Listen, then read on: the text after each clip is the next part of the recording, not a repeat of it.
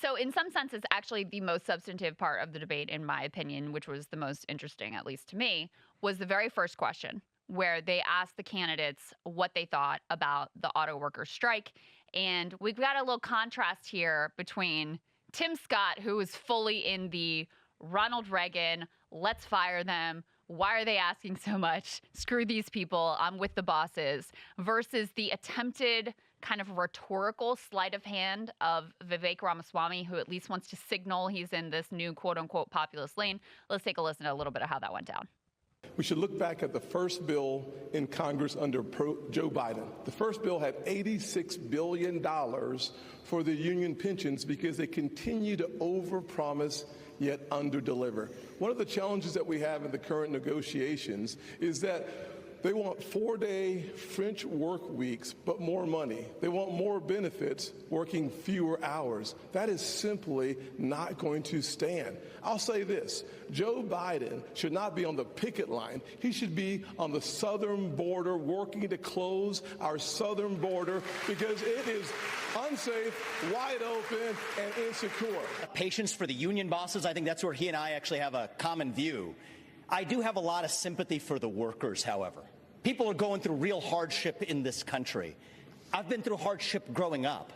My father stared down layoffs at GE under Jack Welch's tenure at the GE plant in Evendale, Ohio. My mom had to work overtime in nursing homes in Southwest Ohio to make ends meet and pay off our home loan. So I understand that hardship is not a choice. But victimhood is a choice, and we choose to be victorious in the United States of America.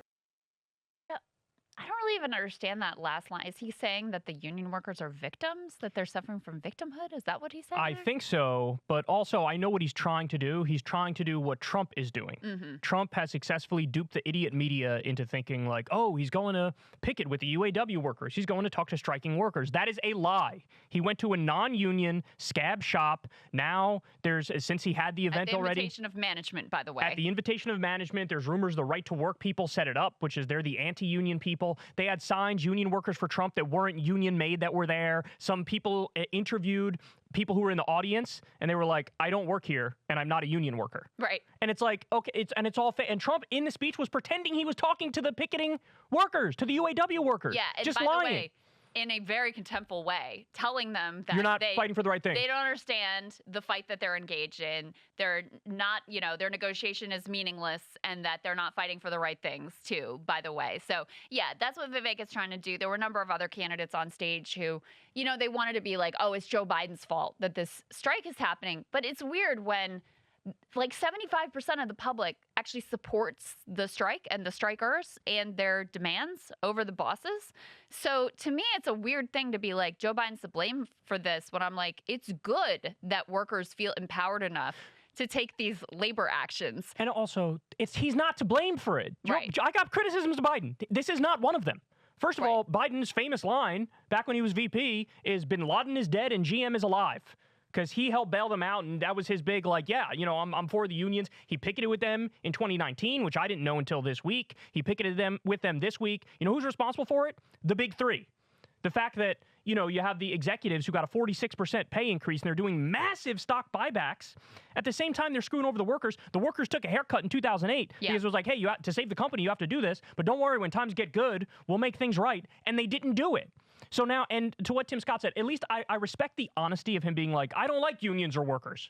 Great, thank you. Now we know where you stand. I don't like Vivek's fake populism thing pisses me off more in the same way Trump's fake populism thing pisses me off more, because it's a wolf in sheep's clothing. Yeah. So at least Tim Scott is honest, and Nikki Haley's honest on it as well, but they're also just dead wrong. Like, going after Biden for funding pensions for union workers? Oh. That's good. It's a good thing that he did. He should do more of that. Okay, and let me tell you the backstory of this, because you happen to know a little bit about this. They're talking about the Central States pension, which was it's Teamsters, and so you're talking about mostly truckers who have been under a consent decree from the federal government for a long time, and so the government hired these Wall Street executives to manage their pension fund, and the thing got completely wiped out during the 2008 crash.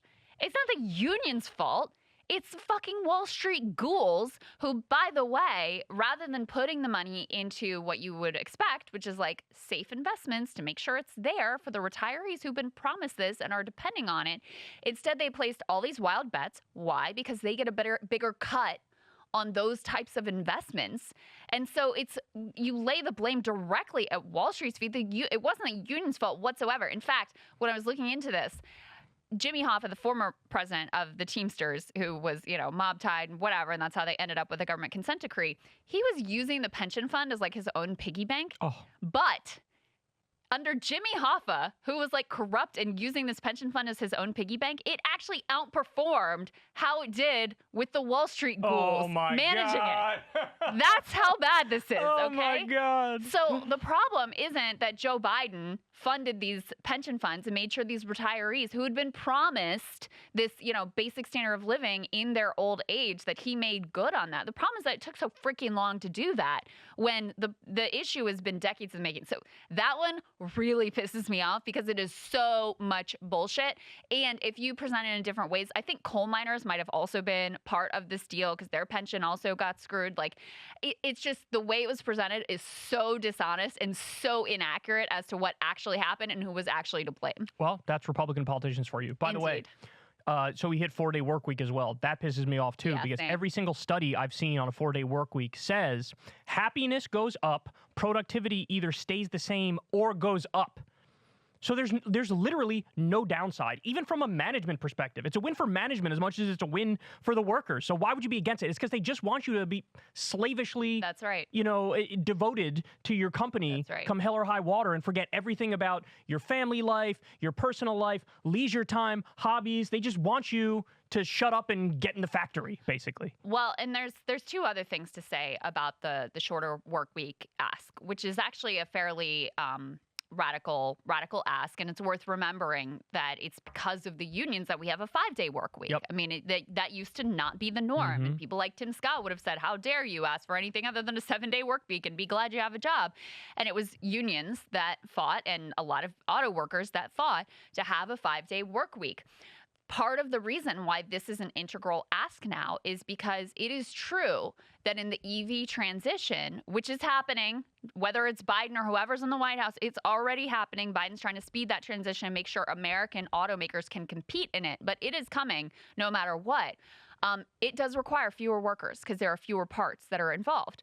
So part of the idea behind the shorter work week is to try to preserve jobs as well. That's part of it. And then the other part of it that is, I think philosophical and a matter of justice and fairness is the fact that you have a lot of white-collar workers now who have a lot more flexibility in their week because of the remote work and hybrid model that has really come into practice thanks to the COVID pandemic, where you have had an improvement in a lot of ways for a lot of white-collar workers in the, their time that they can spend with their family and their work-life balance and all of those things that blue-collar and service sector workers have not been able to enjoy because they have to be at the workplace. They can't be on, the computer on their Zoom. They have to be in the plant manufacturing the goods, etc. And so this is an attempt to try to bring some work-life balance to this sector of the working population as well. So that's why I am, think that this demand from the auto workers is really actually quite visionary. I think it's actually really important to their future. I think it could set a very different standard for blue collar workers and service sector workers in terms of what we should expect their lives to look like. And so, yeah, it pisses me off when he attacked it as like, a French work week or whatever. Guess what? Those French people have some things figured out too, by the way. Yeah, I hope everybody gets a 4-day work week, to be honest. So I'd go even further. And this is the beginning of that process if we ever end up getting there. Now, one more thing, in response to this same question or a very similar question, Pence pivoted totally to Bidenomics. So just dodge the whole thing on unions. Perhaps he senses that the political reality is people are now more pro-union than they've ever been. Yep. So he felt like, I got to dodge completely. And I think you had Nikki Haley bring up inflation, in reaction to it. Again, total dodge. She usually is more honest and is like, I hate unions and I hate workers. In this instance, she pivoted a little bit. But, you know, like on the Bidenomics front, bringing up Bidenomics, you want to say anything about the part of Bidenomics, which is the NLRB, which just increased overtime pay for a tremendous number of people? You want to say anything about the new rule, which makes it so that if there's any union busting, the union is automatically recognized? You want to say anything about that part of Bidenomics? Right. No, I don't think so. And then on the inflation point, yet again, they're stuck in the big government spending leads to inflation, and they don't now. What's called greedflation is totally mainstream theory. You have a lot of people who previously were acting like, no, this is a conspiracy theory, this isn't true. They've come out and they've been like, actually, there's a lot of evidence now that greedflation was the problem. Namely, the corporations took advantage of this hysteria about inflation in the media to then jack up prices across the board because they can get away with it. Including the automakers. I mean, Sean Fain always points out, and I wish I remembered the numbers off the top of my head, but their wages, auto worker wages, have gone down. Literally gone down when you can account for inflation. And yet the cost of new cars has gone up by like 40%. So, and they get blamed for, oh, it's going to be the labor and all the cost that goes. It's 5% of the cost of the car is labor. So it shows you, and they've been making tremendous profits, record-breaking profits. They can afford to give out these friggin' stock buybacks to the tunes of like trillions of dollars. They can certainly afford to do better by their workforce. So, yeah, this one, obviously, you know, it drives me crazy. Like you said, Kyle, I actually almost appreciate the Tim Scotts and Nikki Haley's of the world who are just like, nope, we're union busters. We hate unions. We're on the side of the bosses, because you can work with that. The dishonesty and the attempted dodge, too, to blame the EV transition. Oh, that's Trump's move, yeah. So just to be clear, the union is not opposed to the EV transition. No. They just want them to be good jobs. Union jobs, right. And they want them to be good union jobs. That's what they're fighting for. And that's what they're pissed with Biden about, because while the Inflation Reduction Act did some good things in terms of industrial policy and trying to make sure that U.S. automakers are able to compete as we do move into this new era with regard to electric vehicles, it didn't include requirements for wages and it didn't include requirements for unions, thanks in part to our friend Joe Manchin over there, who was adamantly opposed to any of that. And so that's their beef with Joe Biden. What the Republicans want to do is nothing. They don't want to help with the transition. They want to pretend it's not happening. And you know what will happen then? All those jobs will go to China. And they will. The U.S. automakers will struggle, because if you look at the numbers, not just here in the U.S., but more importantly globally, the EV market is exploding. This is an industry of the future. And so what we need to do is make sure that we have those jobs here and that they're good jobs, that it's not another race to the bottom. And their whole thing about EVs is just so much bullshit, so much dodging, so much trying to signal they're on the side of the workers when they're really not. And obviously the core agenda is to serve fossil fuel interests and make sure that we never do anything about climate change ever. And Trump keeps bringing up China to make the point that you're making right here. And the fact of the matter is, you were president for 4 years. There was net outsourcing of 200,000 factory jobs when he was president. Under Biden, there's a net increase of 800,000 manufacturing jobs. So and by the way, Trump's number one accomplishment, the tax cuts for the wealthy and corporations, that also incentivized outsourcing. Yeah. So I don't want to hear anything from him about like, oh, you know, your job's going to go to China and electric vehicles are the problem. No, they want better pay and fewer hours. That's what they want. Do you agree or do you disagree? They disagree, but they won't say it. And corporate greed is the main problem here. Nobody on that stage will say that very basic fact. Yeah. Corporate greed is the problem, because they all agree with the corporate greed. Yeah, and not one of them would say, I agree with the workers. I side with the workers. Nope, they should have a race.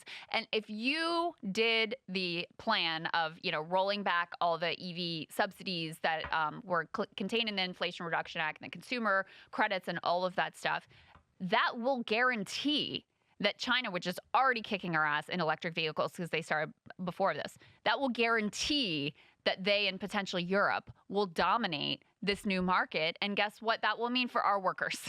Nothing good. Very bad. Nothing good whatsoever. Yeah. So, I mean, they have it completely ass backwards as per usual. So now